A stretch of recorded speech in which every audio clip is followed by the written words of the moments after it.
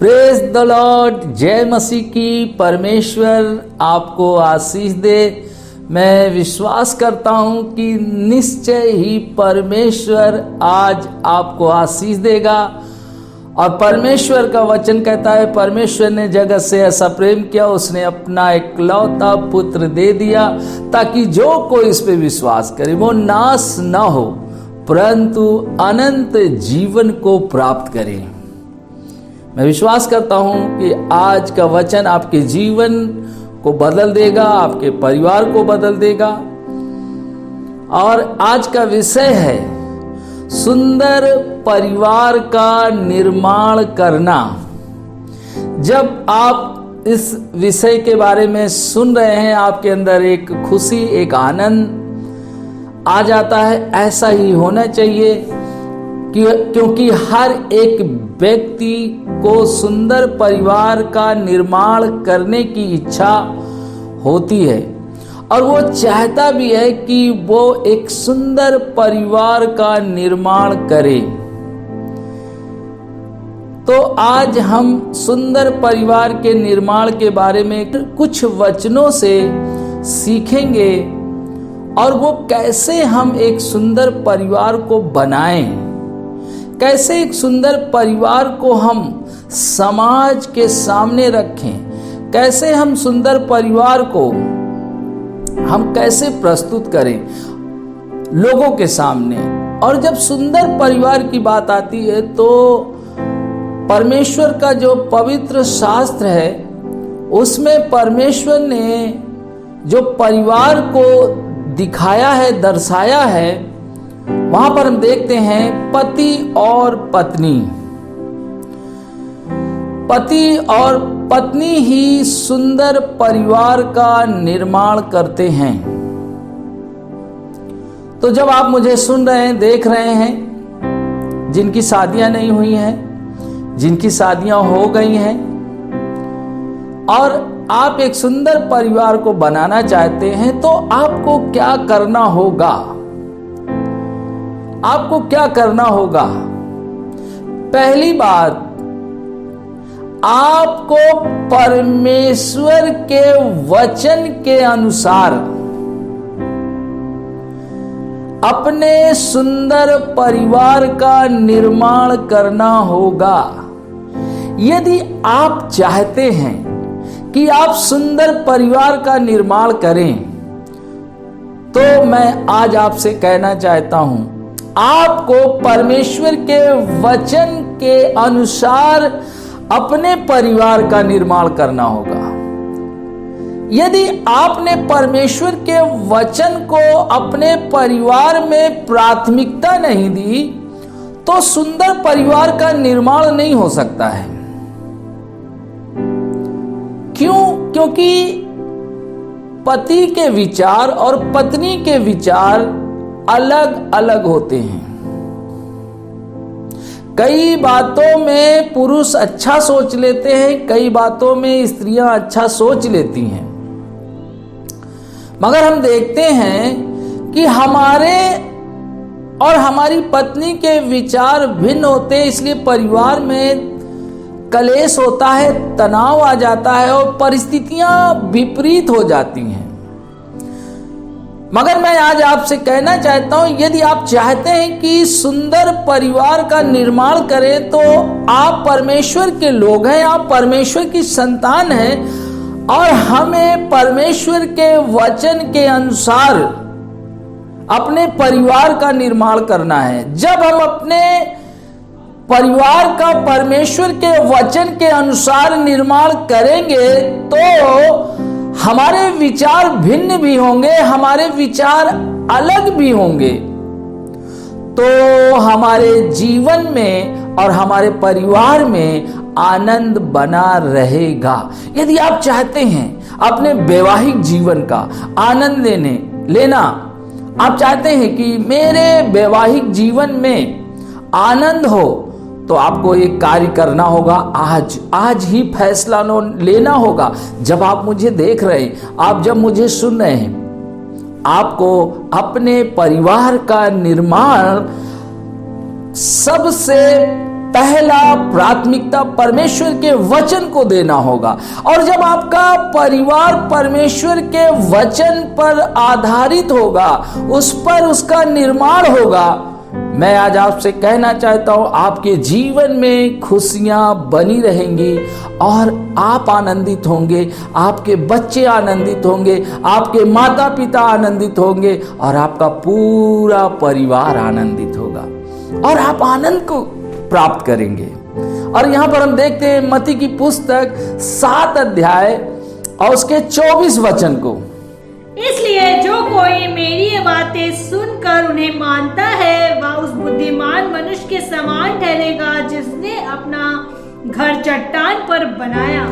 कह रहा है वो मनुष्य बुद्धिमान ठहरेगा, वो स्त्री बुद्धिमान ठहरेगी। मेरे भाइयों, मेरी बहनों, जवान बच्चों जो शादी करने के लिए इस समय तैयार है, मैं आज आपसे कहना चाहता हूं, परमेश्वर के वचन के अनुसार यदि आपने अपने जीवन का निर्माण किया है या आप उसको करने के लिए तैयारी कर रहे हैं, मैं आज आपसे कहना चाहता हूं, निश्चय ही जान लें कि आपके परिवार में खुशी, आनंद और प्रेम बना रहेगा।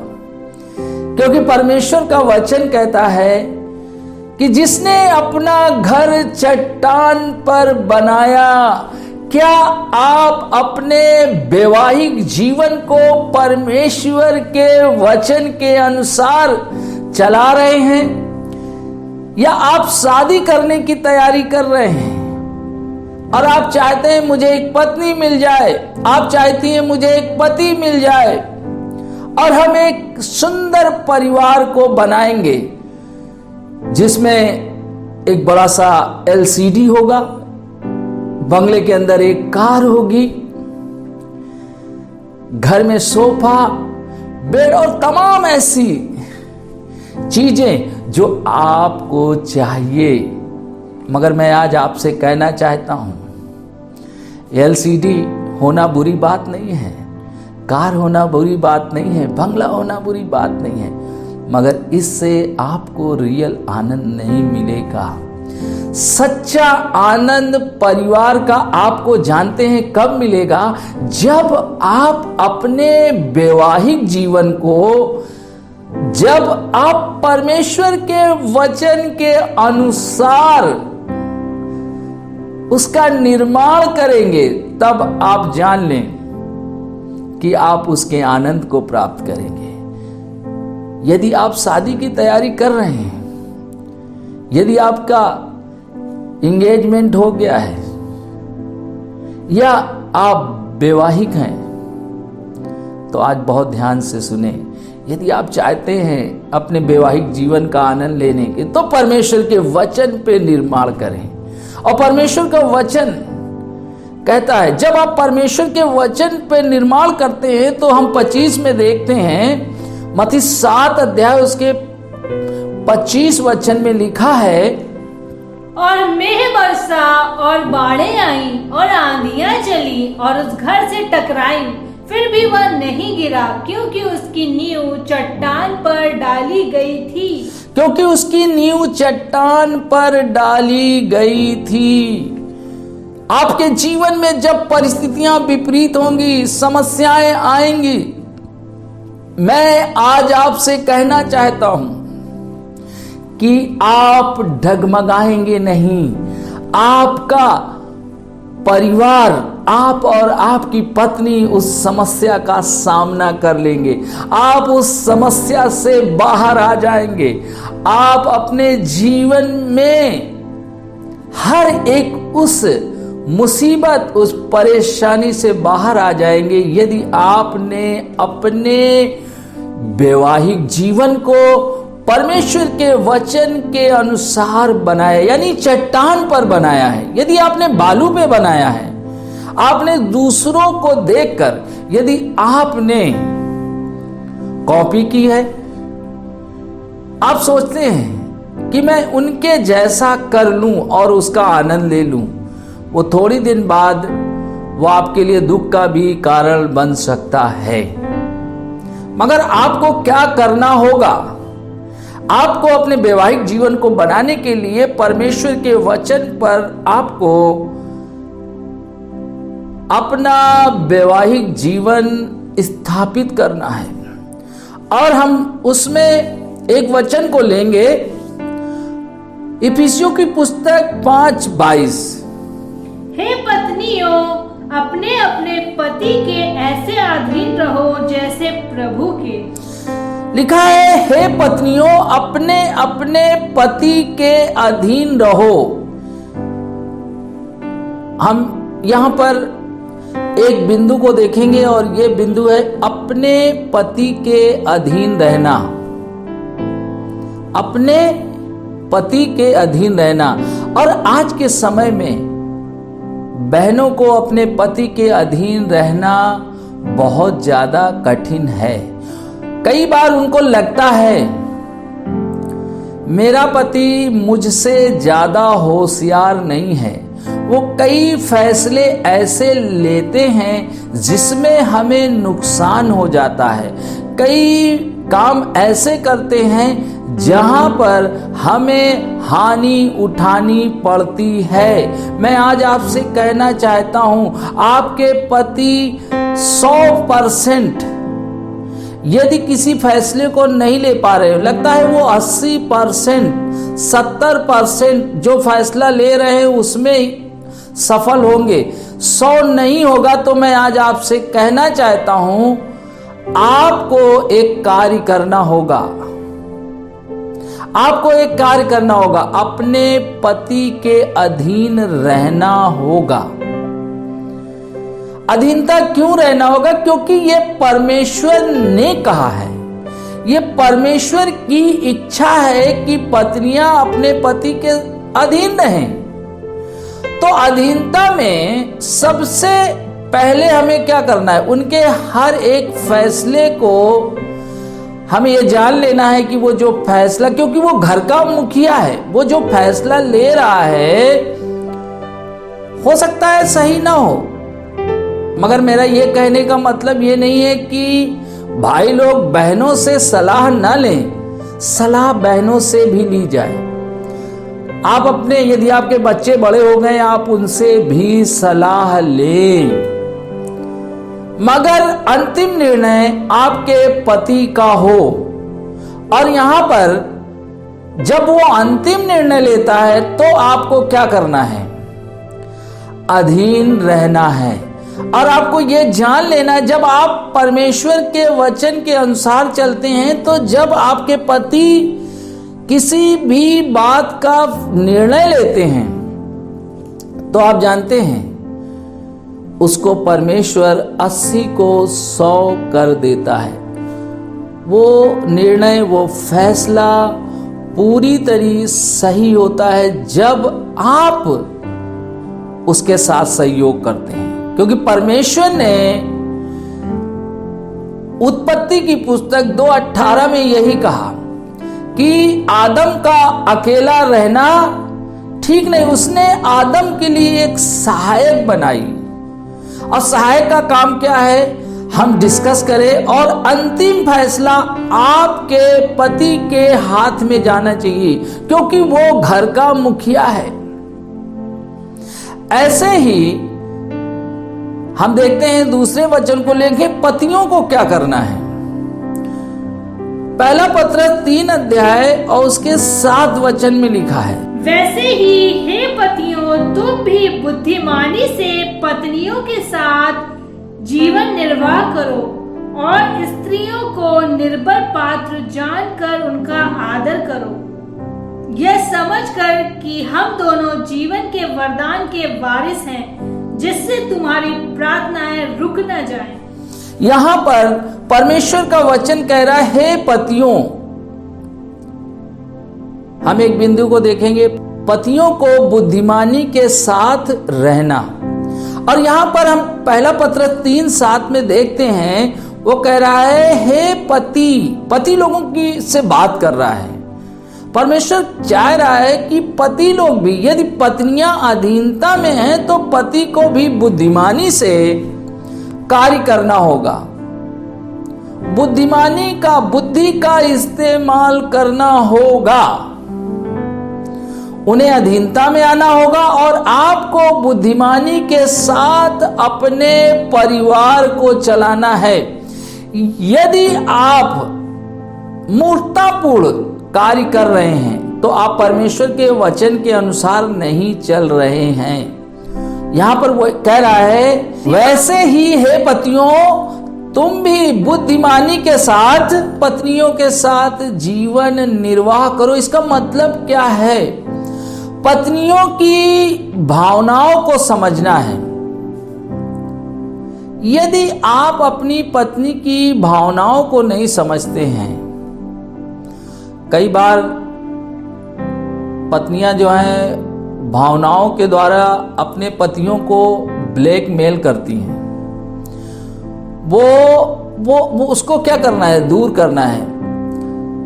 यदि आपकी पत्नी किसी बात को आपके सामने रखती है तो आपको बड़ी बुद्धि के साथ ये कहना है, क्या हम इसे अभी करें तो क्या हो पाएगा? कई बार पत्नियां कहती हैं तुम्हें ऐसा करना है, तो हमें क्या करना है? हमें बोलना है तुम इसको ऐसा करो, देखो ये होता है कि नहीं होता है।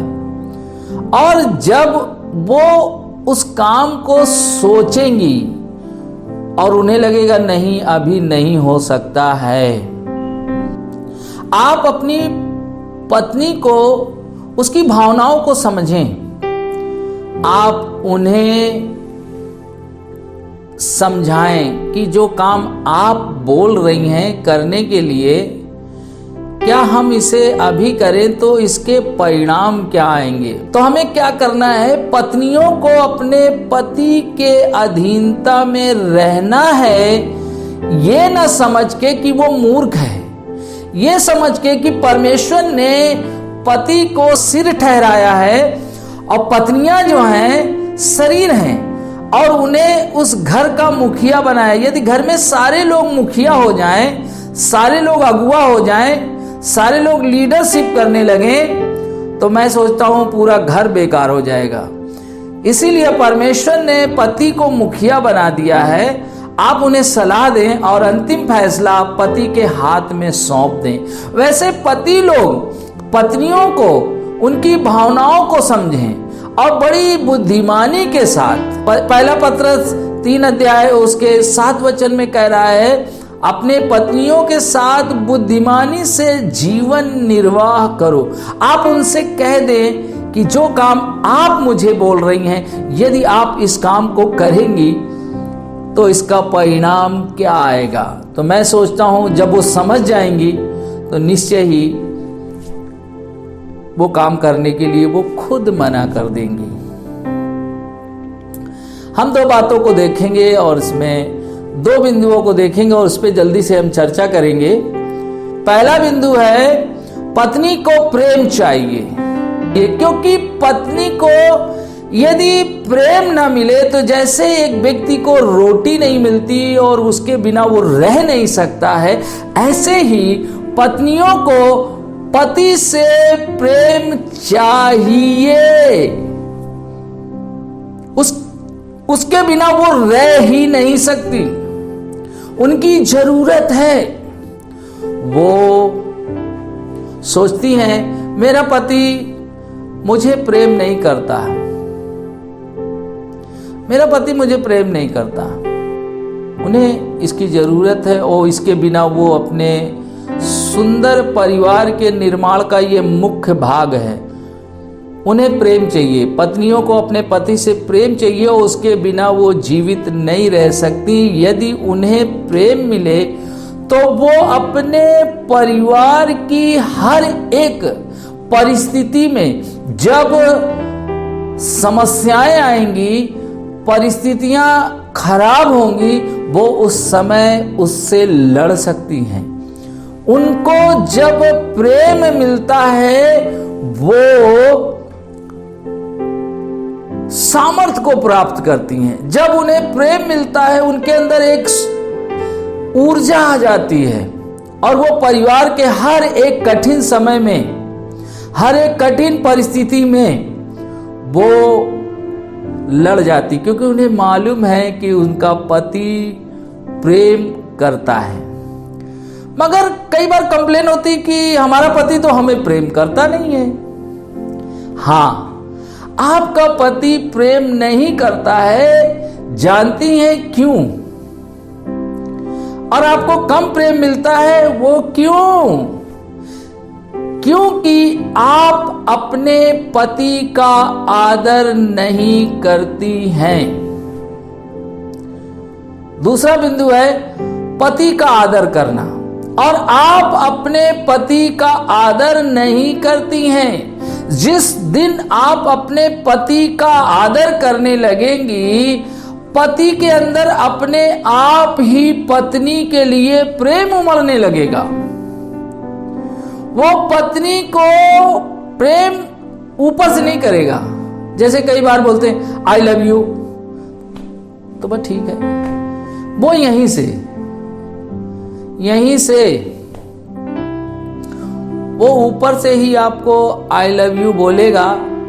मगर जब अंदर से प्रेम आता है तो आपके जीवन में क्या होता है?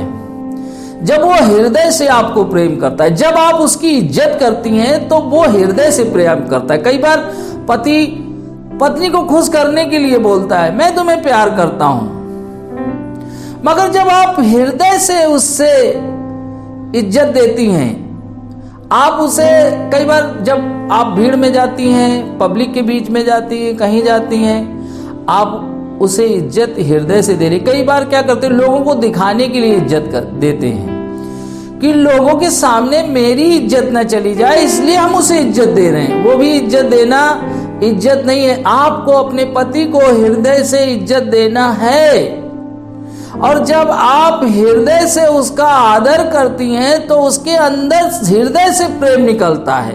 और जब हृदय से प्रेम निकलता है तो क्या होता है, मैं आज आपको बताना चाहता हूं। किसी भी परिवार में पति का चेहरा देख लें या पत्नी का चेहरा देख लें, और चेहरा देखते ही पता चल जाएगा कि इसकी पत्नी इसके पति से कितना प्रेम करती होगी, कितना आदर देती है।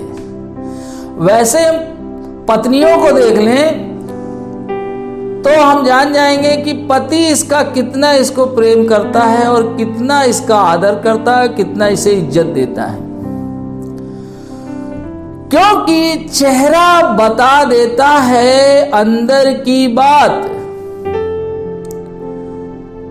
तो आपको अपने पति को क्या देना है? आदर देना है। जब आदर देते हैं और वो फिर आपको प्रेम करता है, तब आपके जीवन में जानते क्या होता? तब दुनिया का कोई भी ब्यूटी पार्लर आपको उतना सुंदर नहीं कर सकता है जितना सुंदर आपके पति का प्रेम आपको बना देता है। आपके चेहरे में एक अलग सी चमक आ जाती है।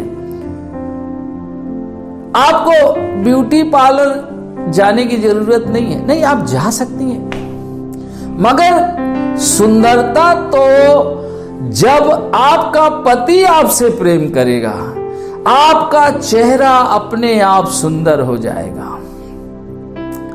आपके चेहरे में ग्लो आ जाएगा, एक चमक आ जाएगी, और आपका चेहरा, आपकी उम्र पता ही नहीं चलेगी। आपके चेहरे को देखकर लोग कहेंगे आपके जीवन में, आपके परिवार में कितनी खुशी है।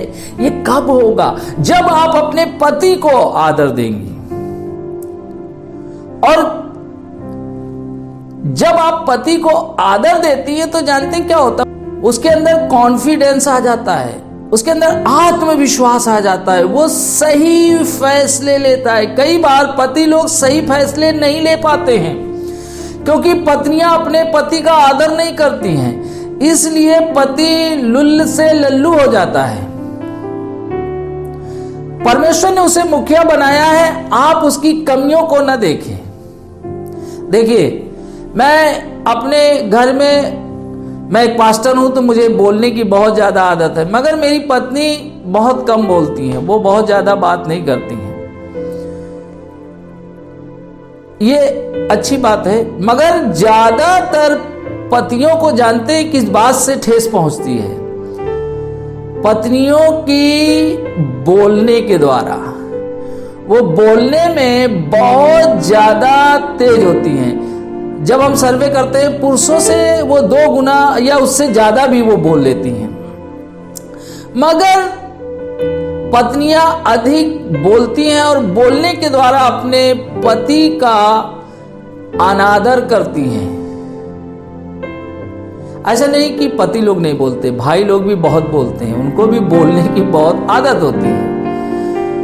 तो आपको क्या करना है? अपने पति का आदर करना है। जब वो आदर करेंगी, वो व्यापार में सफल हो जाएगा।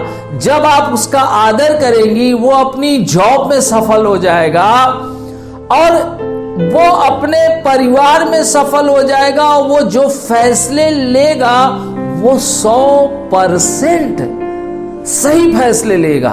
ये क्यों होगा? क्योंकि जब आप उसका आदर करती है, उसके अंदर एक ऊर्जा आ जाती है, एक शक्ति आ जाती है। वो अपने परिवार का सही निर्माण कर सकता है, वो सही रीत से चला सकता है। कई बार हम इस बात से दुखी होते ना, ये हमारा पति, बाइबल में लिखा है वो सर है, मगर वो कुछ नहीं कर पा रहा। हाँ बहन, वो इसीलिए नहीं कर पा रहा है क्योंकि आप अपने पति को हृदय से आदर नहीं दे रही हैं। कई भाइयों की कंप्लेन होती, मेरी पत्नी उतनी सुंदर नहीं है। हाँ मेरे भाई, आपकी पत्नी सुंदर नहीं है क्योंकि आप हृदय से उसे प्रेम नहीं कर पा रहे। यदि पत्नी को प्रेम न मिले तो परिवार में आनंद नहीं रहेगा।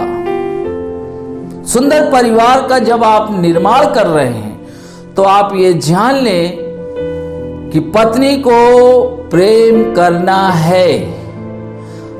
जब आप चाहती हैं कि आपका सुंदर परिवार हो तो जानती हैं आपको क्या करना होगा? अपने पति का आदर करना होगा। और उसका वचन कहता है, हे पत्नियों, अपने अपने पति के अधीन रहो। आप उनके फैसले में अपनी मोहर लगाओ। परमेश्वर 100% उसे क्या करेगा? सफल कर देगा। आप अपनी पत्नियों को प्रेम करो, उसके अंदर काम करने की क्षमता आ जाएगी। वो भाइयों, मैं आज आपसे कहना चाहता हूं, कठिन से कठिन समय आ जाए, पत्नी आपके साथ कंधे से कंधा मिलाकर चलेगी और आप उस बड़ी समस्या से बाहर आ जाएंगे यदि आप अपनी पत्नी को प्रेम करते हैं। तो हमने यहां पर देखा, एक सुंदर परिवार का निर्माण करना है जो आनंद से भरा हुआ है, वो परमेश्वर के वचन पर आधारित होना चाहिए। और परमेश्वर का वचन का जब आप पालन करते हैं तो जो चीजें हम दोनों के जीवन में कमजोर होती हैं, हो सकता है कुछ कमियां पति के अंदर हो, कुछ कमियां पत्नियों के अंदर हो, और वो दोनों की कमियां जब वो दोनों एक होते हैं तो वो कमियां दोनों के जीवन से दूर हो जाती है। और वही परमेश्वर का वचन कहता है, हे पत्नियों, अपने पति के अधीन रहो। और पुरुषों से कहता है, हे पतियों, अपनी पत्नियों के साथ समझदारी के साथ जीवन का निर्वाह करो। उनकी भावनाओं को समझो, क्योंकि परमेश्वर ने उन्हें एक खूबसूरत वरदान दिया है, उनकी भावनाएं हैं। हम बड़ी समझदारी से उनसे बातचीत करें।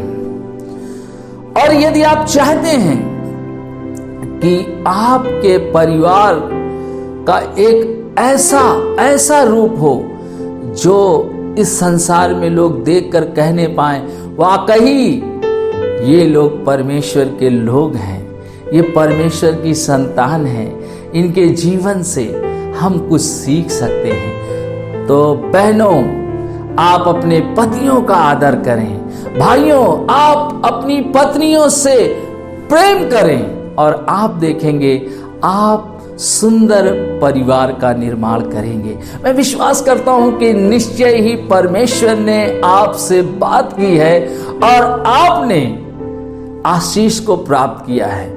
और आज से मैं विश्वास करता हूं, जब आप मुझे देख रहे हैं, सुन रहे हैं, आज से आपका परिवार एक सुंदर परिवार होगा यीशु के नाम में, और आप एक सुंदर परिवार का निर्माण करेंगे। यदि आप शादी की तैयारी कर रहे हैं, यदि आप शादी के बारे में सोच रहे हैं, यदि आपने विवाह कर लिया है, तो आप जान ले कि आपका एक सुंदर परिवार होगा और परमेश्वर निश्चय ही आपको आशीष देगा। यदि आप चाहते हैं कि इस सुंदर परिवार में मैं आपके लिए प्रार्थना करूं और आपका परिवार बदल जाए, जो कमियां हैं, यदि आप अपने पति का आदर नहीं कर पा रही हैं दिल से, उसे इज्जत नहीं दे पा रही हैं, यदि आप अपनी पत्नी को प्रेम नहीं कर पा रहे हैं, तो आप अपनी आंखों को बंद करें और आप परमेश्वर से कहें, प्रभु मेरी सहायता कर, मेरी सहायता कर यीशु। जैसे बर्तिमाई चिल्लाने लगा, यीशु से कहने लगा, हे दाऊद की संतान मुझ पर दया कर। आज आप परमेश्वर के लिए आपका हृदय पुकार उठे और आप एक सुंदर परिवार का निर्माण करें। आइए हम अपनी आंखों को बंद करें और प्रार्थना में जाएं। दयालु अनुग्रहकारी परमेश्वर पिता, जो लोग मुझे इस समय देख रहे हैं और जो चाहते हैं कि उनका परिवार एक सुंदर परिवार बनने पाए, प्रभु जी मैं प्रार्थना करता हूं, हर एक वो अंधकार की शक्ति, हर एक वो घमंड, अहंकार और झूठी और दिखावे की बातें यीशु के नाम में दूर हो जाए। अब पिता मैं प्रार्थना करता हूं, परमेश्वर आपका आत्मा एक सुंदर परिवार का निर्माण करने पाए। हाँ प्रभु, जो पत्नियां अपने पति को आदर नहीं दे पाती हैं और जो इस समय प्रार्थना में शामिल हैं, जो मुझे देख रही, पिता मैं प्रार्थना करता हूं वो बहनें अपने पतियों को आदर दे, जैसा आपका वचन कहता है, जैसा प्रभु आप कहते हैं वैसा ही करने पाए। जो भाई बड़े समझदारी से अपने परिवार को नहीं चला रहे, पिता मैं प्रार्थना करता हूं यीशु मसीह के नाम से, हाँ प्रभु, बड़े समझदारी से अपने जीवन का निर्वाह करने पाए। पिता मैं धन्यवाद करता हूं, आपने ऐसा किया है, उनकी सहायता की है। हाँ प्रभु, उन्हें आपने इस क्षेत्र में बदल दिया है, उसके लिए धन्यवाद। जो लोग बीमार हैं, मैं उनके लिए प्रार्थना करता हूं, हर एक बीमारी को मैं यीशु नासरी के नाम में डांटता हूं। अभी ना मैं प्रार्थना करता हूं हर एक ला इलाज बीमारी ठीक होने पाए। हाँ प्रभु जी, हर एक जो बीमार व्यक्ति मुझे देख रहा है, जो दुष्ट आत्मा से ग्रसित मुझे देख रहा, प्रार्थना में शामिल है, वो आजाद हो जाए यीशु के नाम में। पिता मैं धन्यवाद करता हूँ, आपने ऐसा कर दिया, उसके लिए धन्यवाद। यीशु मसीह के नाम से मांगता हूँ, आमीन। जय मसीह की। मैं विश्वास करता हूं कि निश्चय ही परमेश्वर ने आपको आशीष दी है। यदि आप शादीशुदा नहीं हैं, आप शादी की तैयारी कर रहे हैं या आप शादी के बारे में सोच रहे हैं, यदि आपने विवाह कर लिया है, मैं आज विश्वास करता हूं कि आप एक सुंदर परिवार का निर्माण अपने जीवन में करने पाएंगे। प्रभु आपको बहुत आशीष दे। जय मसीह।